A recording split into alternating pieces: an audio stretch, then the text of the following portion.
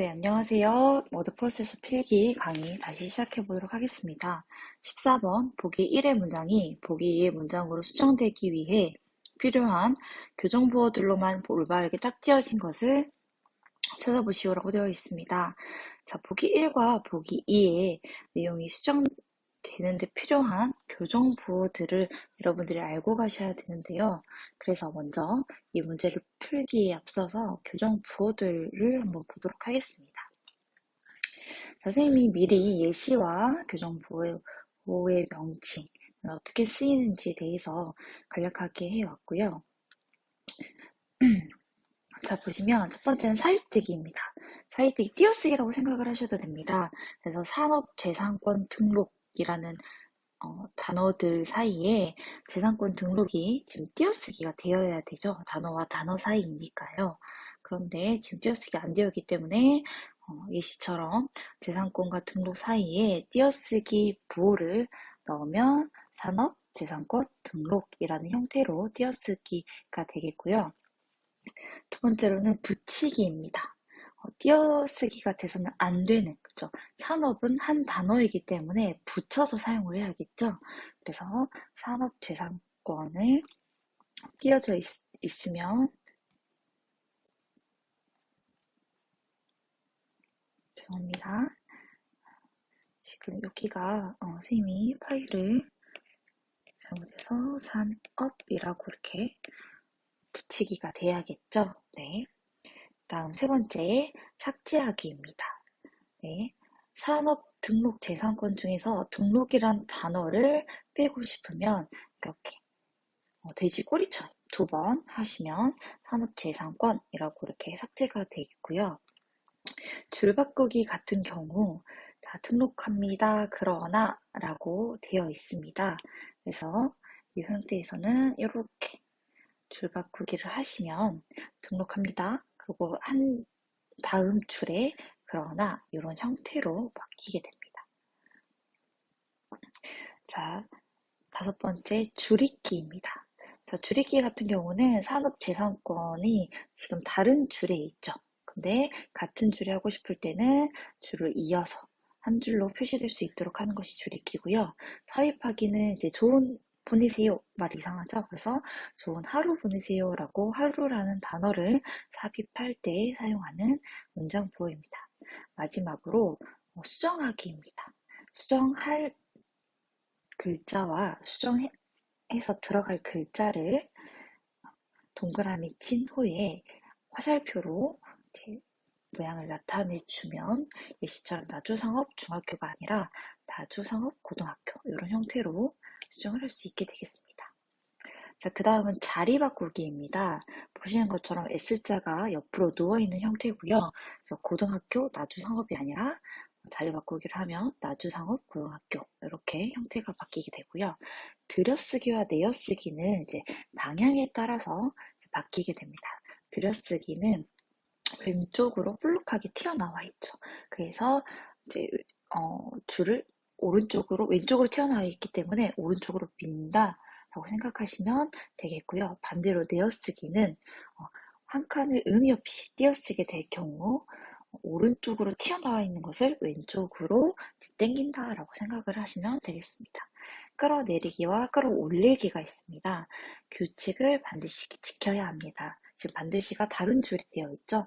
그래서 이 반드시를 그 다음 줄 규칙을과 지켜야 합니다. 사이에 들어가기 위해서 끌어내리기를 하는 형태고요. 반대로 끌어올리기는 또 위로 올리는 형태로 되어 있습니다. 그 다음에 줄 삽입하기입니다. 간격의 중간 나주상업고등학교와 1학년 1반 사이에 한 줄을 넣고 싶다라고 했을 때 부등호 표시와 같은 이런 형태로 줄 삽입하기를 하면 한 칸이 띄어지게 되고요. 만약에 이제 이거를 원래 수정할 의도였다. 근데 이거는 그냥 그대로 놔두자라고 했을 때는 동그라미에 이렇게 표시가 다 되어져 있는 이런 문장 부호를 씁니다. 다음 마지막으로 글자 바로하기입니다. 지금 애플이라고 선생님이 예를 들었는데 지금 A자가 어떻게 돼 있어요? 그렇죠. 거꾸로 되어 있죠. 그래서 요 A라는 거꾸로 뒤집어진 A라는 글자를 한번 꼬우면 애플 A가 제대로 뒤집어지게 된다라는 형태로 되어 있고요. 이러한 문장 부호들은 아마 이제 교정부어들은 이제 국어 시간에 이제 언뜻 여러분들이 배웠을 수도 있습니다. 하지만 이제 자주 보지 않으면 까먹게 되잖아요. 그래서 여러분들이 한두 번 자주 문제를 풀다 보면서 익히게 되면 이 문제 또한 어렵지 않게 푸실 수 있을 겁니다. 자, 다시 문제 돌아와서 보도록 하겠습니다. 자, 첫 번째, 자, 삶은에서 이제 인생은 이라는 글자가 바뀌어야겠죠. 네.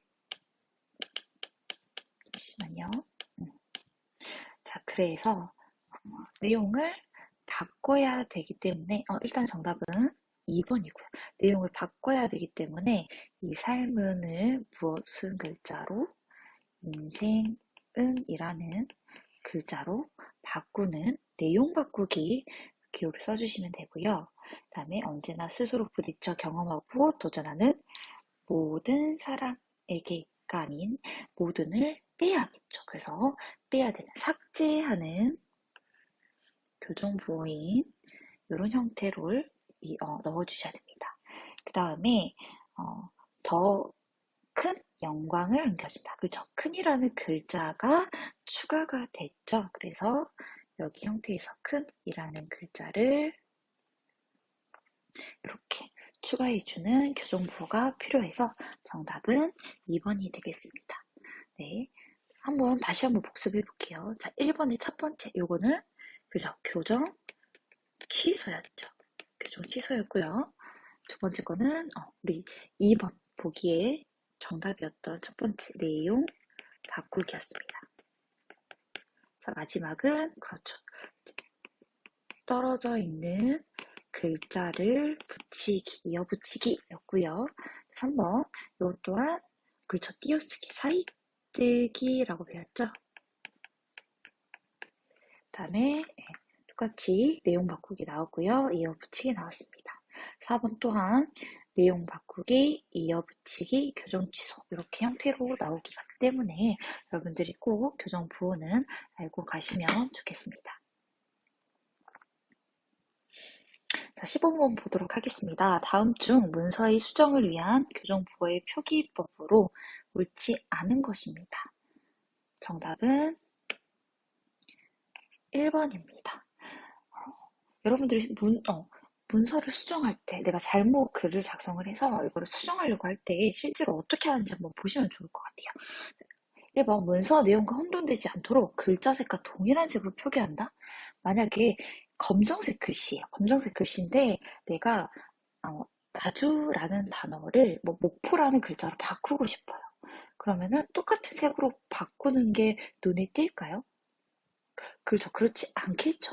빨간색, 대부분 이제 빨간색이나 파란색을 주로 사용을 해서 내가 내용을 수정을 하려고 할 때는 수정할 내용을 빨간색이나 파란색으로 바꿔서 표기하는 것이 눈에 확 띄게끔 올바른 방법이고요. 2번, 한 번 교정된 부분도 다시 규정할 수 있다. 그렇죠. 내가 계속해서 올바른 내용을 작성하기 위해서 수정을 계속할 수 있고요. 세 번째, 교정하고자 하는 글자를 명확하게 지적해야 한다. 그렇죠. 교정부호 또한 잘 써야 될 것뿐만이 아니라 내가 교정하고자 하는 글자에 명확한 교정부호를 사용을 해야겠고요. 마지막으로 4번, 여러 교정부호를 동일한 행위에 사용할 때는 교정부호가 겹치지 않도록 한다. 그렇죠. 교정부호가 겹쳐버리게 되면 이 글자에는 사이뜨기인지 또는 수정하기인지 삽입하기인지 어떤 걸 써야 될지 명확해지지가 않게 되잖아요. 그래서 교정부호가 겹치지 않도록 작성하는 것이 맞겠습니다. 자, 그 다음 16번 보도록 하겠습니다. 자, 16번. 다음 중 문서 관리에 대한 내용으로 가장 거리가 먼 것은 입니다. 자, 정답은 문서 관리는 문서를 산출한 업무와는 독립적으로 이루어지는 것이 바람직하다라는 게 오답이 되겠습니다. 자, 문서 관리라 함은 당연히요. 선생님이 예를 들어보면 선생님이 1학년 1반 담임입니다. 그래서 선생님들이 학생들의 생활기록부에 올리기 위한 증빙 자료로 학생들이 취득한 자격증 사본 또는 봉사활동을 증명서 이런 것들을 당연히 1학년 1반 담임인 제가 보관을 하는 게 맞겠죠. 그렇죠. 선생님이 그거를 생활기록부에 올리고 또 관련된 서류가 있으면 작성을 해야 되니까 제가 보관하는 게 맞겠죠. 뜬금없이 뭐 3학년 2반 담임쌤이 이 문서를 갖고 있는 것은 옳지 않겠죠. 그래서 문서 관리는 문서를 산출한 업무에서 가지고 있는 것이 바람직합니다. 그래서 독립적으로 라는 말이 틀렸기 때문에 1번이 답이 되겠고요. 2번, 문서관리 시 조직의 업무활동 분석이 선행되는 것이 좋다. 그렇죠. 문서를 관리하기 전에는 조직의 업무 중 어떤 부서가 어떤 업무를 하는지, 또한 어떻게 활동을 해야 되는지를 각각 분석을 하고 나서 이제 업무를 수행하고 그 업무에서 발생된 문서를 관리하는 것이 좋겠죠. 3번, 문서 관리자는 조직의 업무를 분석함으로써 업무와 문서 사이의 연관성을 이해하고 있어야 한다. 그렇죠. 당연히 업무를 하는데 발생하는 문서가 무엇인지, 이 업무를 했을 때는 어떤 문서가 작성이 되고 산출이 되는지에 관해서 이해하고 있어야지만 업무가 유연하게 돌아갈 수 있겠죠. 4번, 업무 활동에 기반한 문서 관리는 업무 수행을 돕는 강력한 도구가 된다. 그렇습니다. 업무 활동에 기반한 문서 관리는 업무 수행에 돕는 데 가장 큰 역할을 합니다. 왜냐하면 선생님도 어떤 문서를 작성할 때는 선생님이 가지고 있는 문서뿐만이 아니라 뭐 장려치, 재장려치도 참고할 수도 있겠죠. 그래서 더 좋은 뭐 계획서를 작성한다든지 더 좋은 보고서를 작성을 할 수 있게 되겠죠. 그래서 답은 1번이 되겠고요. 자, 17번 다음 중 문서 파일링 시스템의 도입 효과와 관련이 없는 것입니다.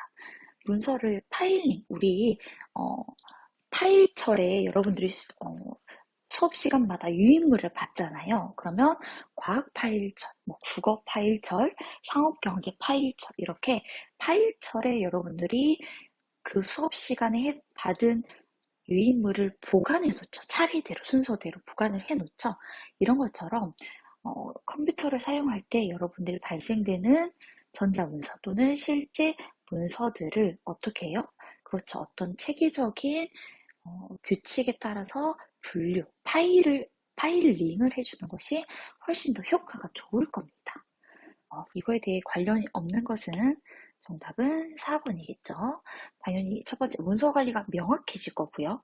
정보를 전달하는데 원활해질 거고요. 또한 사무 공간에 효율적으로 활용할 수 있을 겁니다. 하지만 기록 활용에 대한 재비용, 모든 비용이 증가하나요? 아니죠. 문서 파일링을 잘 도입을 해놓으면 재비용이 오히려 감소가 되겠죠. 그래서 틀린 답이 되겠고요.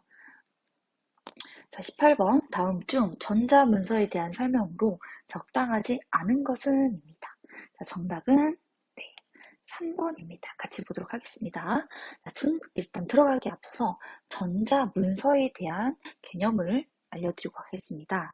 자, 전자문서는 정보 처리 시스템에 의해서 전자적 형태로 작성 또는 변환되었거나 송신, 수신 또는 저장된 정보를 우리는 전자문서라고 합니다.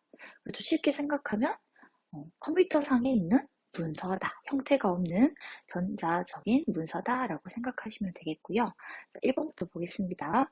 컴퓨터 등 정보 처리 능력을 가진 장치에 의하여 전자적인 형태로 작성되거나 송신, 수신 또는 저장된 문서를 말한다. 그렇죠. 전자문서의 개념이었고요. 두 번째, 전자문서의 효력 발생 시기는 전자문서를 수신자가 관리하거나 지정한 전자적 시스템에 입력되었을 때 발생합니다. 그렇죠. 전자문서 또한 효력이 발생하는 시기가 있는데요. 이 시기는 두 가지. 수신자가 관리하거나 시스템에 입력됐을 때, 등록되었을 때 효력이 발생을 합니다. 3번, 전자문서는 공람하였다가 기록을 업무 관리 시스템 또는 전자문서 시스템 상에서 수동으로 표시하여 담당자는 메일로 공람 여부를 언제든지 확인할 수 있어야 한다.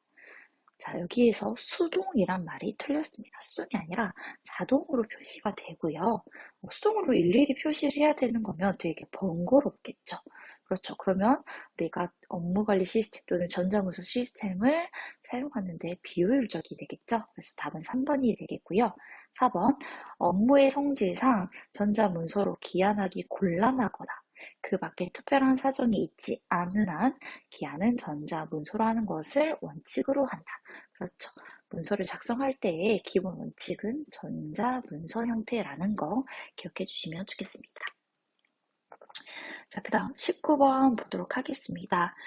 다음은 문서의 발송에 대한 설명이다. 옳지 않은 것은 이라고 되어 있고요. 정답은 4번이 되겠습니다. 1번, 문서는 정보통신망을 이용하여 발신함을 원칙으로 한다. 맞습니다. 2번, 전자문서는 행정기관의 홈페이지 또는 공무원의 공식 전자우편 주소를 이용하여 발송할 수 있다. 맞아요. 선생님 같은 경우는 이제 공무원들이기 때문에 이제 공직자 통합 메일이라는 공식 전자우편이 있습니다. 여러분들이 사용하는 네이버, 다음, 구글 지메일 이런 것도 사용을 하긴 하지만 그런 것들보다는 이제 행정기관에 있는 홈페이지에서 업무 메일을 보내거나 공무원, 공직자 통합 메일 이런 형태를 사용하고 있고요. 3번 종이 문서인 경우에는 이를 복사하여 발송한다. 그렇죠. 팩스를 한다고 하면 종이 문서를 이제 팩스로 보내거나 또는 PDF 파일 형태로 이제 파일로 저장을 해서 발송하거나 종이 문서를 원본을 보낼 수도 있겠지만 종이 문서를 복사해서 사본을 보내는 경우도 있습니다. 자, 마지막 4번. 모든 문서는 비밀 유지를 위해서 반드시 암호화하여 발송하여야 한다. 자, 여기서 우리 보통 문제를 풀 때 모든, 매우 이런 약간 정답이 들어가면 보통 정답이 되겠죠. 그죠? 모든 이런 말들이 들어가면 보통 정답이잖아요. 자, 모든 문서가 아니라 이제 내용이 비밀 사항이 들어가는 문서들은 암호화를 해서 보안을 유지하는 것이 맞습니다. 학교를 예를 들면요. 특히 학생들의 개인정보가 담긴 문서들은 반드시 암호화해서 보관하거나 발송을 해야 합니다. 하지만 이제 누구나 볼 수 있는 문서들이 있잖아요. 그렇게 중요도가 높지 않고 자주 빈번하게 발생하는 문서들 같은 경우는 암호화를 해놓으면 일일이 암호를 이용하는 사람들에게 알려줘야 하고 또한 암호를 입력하는 데 번거로움이 존재하겠죠. 그래서 모든 것은 암호화를 해서 할 필요는 없습니다. 그래서 정답은 19번이 되겠습니다. 4번이 되겠습니다. 자, 그 다음 20번 보도록 하겠습니다. 다음 중 공문서 작성에 관한 설명으로 옳지 않은 것은 이라고 되어 있습니다. 자, 정답은 3번입니다. 자, 공문서의 항목 순서를 필요한 경우 네모 동그라미, 하이픈, 점 등과 같은 기호로 표시할 수 있다. 맞습니다. 자, 2번 문서의 금액을 표시할 때는 금 153,530원과 같이 표시해야 된다. 그렇죠. 단순히 숫자만 표기했을 때보다는 이제 숫자기 때문에 이제 오타가 날 확률이 높겠죠. 그렇기 때문에 숫자와 한글을 같이 표기를 하면 정확도가 높기 때문에 같이 표기를 합니다. 3번 업무실명제란 주요 정책의 결정 및 집행 과정에 참여하는 관련자의 실명과 의견을 기록 관리하는 제도를 말한다. 자, 여기에서 말하는 내용은 업무실명제가 아니라 그죠, 정책이란 말이 계속 나오고 있죠. 그래서 정책실명제에 관한 설명입니다. 4번 본문의 내용이 표 형식으로 표의 중간까지 막 작성된 경우에는 끝 표시를 하지 않고 마지막으로 작성된 칸에 다음 칸에 이하 빈칸이란 표시를 사용하곤 합니다. 맞습니다. 여러분들이 표가 5칸이 있는데 만약에 3칸까지밖에 입력을 안 했습니다. 그럼 그 나머지 2칸을 공란으로 보내냐? 그런 것이 아니라 4번째 칸에 이하 빈칸이라는 내용을 적어서 표를 작성하는 것이 올바른 공문서 작성 방법입니다. 마쳤고요. 이제 선생님하고 같이 이 PC 운영체제에 들어가 보도록 하겠습니다. 21번 다음 중 한글 윈도우즈 7의 도움말 및 지원 기능에 관한 설명으로 옳지 않은 것입니다. 정답은 4번입니다. 지금 윈도우 7이라고 되어 있지만 우리는 윈도우 10이라는 기준으로 아마 출제가 될 것이지만 이 문제 같은 경우는 거의 다를 차이가 없기 때문에 그대로 진행하겠습니다. 자, 1번 관련된 항목을 도움말을 쉽게 찾을 수 있는 하이퍼텍스트 기능이 있다. 2번 필요한 도움말을 제목부를 검색할 수 있으며 프린터로 출력할 수 있다. 3번 온라인에서 원격 지원으로 도움을 받거나 전문가에게 문의할 수 있다. 여기까지 다 맞는 답변이고요. 4번 새로운 기술에 대한 내용을 도움말에 추가하거나 수정할 수 있다라고 되어 있습니다. 선생님 잠깐 보여드리자면 이제 F1키 한글 파일을 여시고 F1키라는 단축키를 눌러보시면 이렇게 도움말로 넘어오게 됩니다. 여기 있는 도움말은요, 임의로 여러분들이 수정을 하거나 추가를 할 수가 없습니다. 그렇기 때문에 정답은 4번이 되겠습니다. 자, 그 다음 22번 다음 중 한글 윈도우즈 7에서 부팅 시 고급 옵션에서 지원하는 부팅 모드에 대한 설명으로 옳은 것이라고 되어 있습니다. 정답은 네, 4번입니다. 자, 1번부터 보도록 하겠습니다. 자, 1번 안전모드 기본 드라이브 및 DVD 드라이브 네트워크 서비스만으로 부팅한다 라고 되어 있는데요. 안전모드 같은 죄송합니다. 안전모드 같은 경우는 네트워크 관련 사운드 카드 모뎀 등은 사용을 불가능하게 되어 있습니다. 네, 그래서 이걸 부팅한다 라고 되어 있기 때문에 틀린 답이 되겠고요. 두 번째, 부팅 로깅 사용입니다. 부팅 로깅 사용은 화면 모드를 저해상도 디스플레이 모드인 640에 480 해상도로 설정하여 부팅한다 라고 되어 있는데요.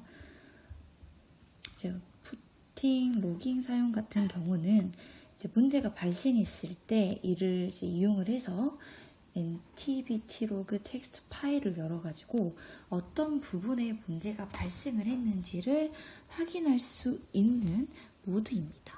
네, 3번 디버깅 모드는 잘못된 서명이 포함된 드라이브를 설치할 수 있도록 설정한다 라고 되어 있습니다. 디버깅이라는 뜻은요, 버그, 즉 벌레라는 뜻에서 이게 파생된 단어인데요.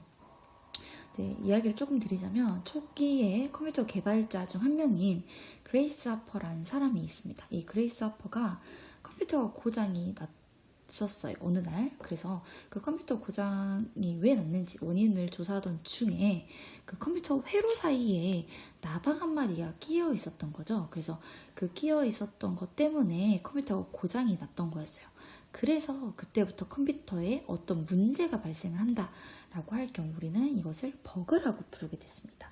그래서 디버깅이라는 뜻은 버그를 잡는다라는 의미로 잘못된 오류나 문제를 찾아서 그것을 수정하는 것을 말을 하게 되고요. 디버깅 모드의 뜻이 전혀 맞지 않게 되겠죠. 자, 그 다음 4번 컴퓨터 복구. 부팅에 문제가 있거나 시스템이 정상적으로 작동하지 않을 때 시스템을 초기 상태 또는 최적의 상태로 복원한다 라고 되어 있습니다. 맞습니다. 그래서 정답 4번이 되겠고요. 다시 안내를 드리자면 안전모드는 컴퓨터가 비정상적으로 작동할 때 원인을 해결하기 위해 사용되는 방식이고요. 컴퓨터 작동에 필요한 최소의 장치만을 설정해서 부팅하는 방식이기 때문에 아까 말씀드린 대로 네트워크 관련 사운드 카드, 모뎀은 사용이 불가합니다. 부팅 로깅도 방금 설명드렸고요. 디버깅도 설명드렸습니다. 네, 다음 문제 가도록 하겠습니다. 자, 23번 다음 중 한글 윈도우즈 7에서 제공하는 기능에 대한 설명으로 옳지 않은 것입니다. 정답은 1번이고요. 자, 윈도우즈 7에서 에어로 전환 3D라고 Alt 탭 키를 누르면요, 열려있는 인터넷이라든지 파워포인터, 폴더, 이런 모든 프로그램들이 3D, 즉 입체 모형으로 이제 나타나는 모습을 볼 수가 있었었는데요. 지금 현재는 윈도우 10 버전에서는 사라졌기 때문에 이런 기능이 있구나라고 알고 계시면 되겠습니다. 두 번째, 에어로 스냅인데요. 에어로 스냅은 열려있는 창을 드래그하는 위치에 따라서 창 크기를 조절할 수 있습니다. 그래서 창을 왼쪽, 오른쪽 이렇게 드래그를 하면 바탕화면의 반, 네, 50% 정도의 크기가 차지하는 것처럼 커지는 그런 조절 기능이고요. 에어로 피크는요, 미리 보기란 뜻입니다. 그래서 작업 표시줄에 표시되어 있는 아이콘을 통해서 축소판 미리 보기가 가능하며 열려있는 모든 창을 최소화하지 않고 바탕화면을 볼 수 있는 역할을 하고 있고요. 에어로 쉐이크는 말 그대로 창 하나를 이제 클릭을 해서 흔들면 그 열려있는 창 뒤로 모든 창들이 최소화되고 또다시 한번 흔들게 되면 다시 원상태로 복구가 되는 기능을 에어로 쉐이크라고 합니다. 네, 선생님하고는 이번 시간 여기까지 진행하도록 하겠습니다. 감사합니다.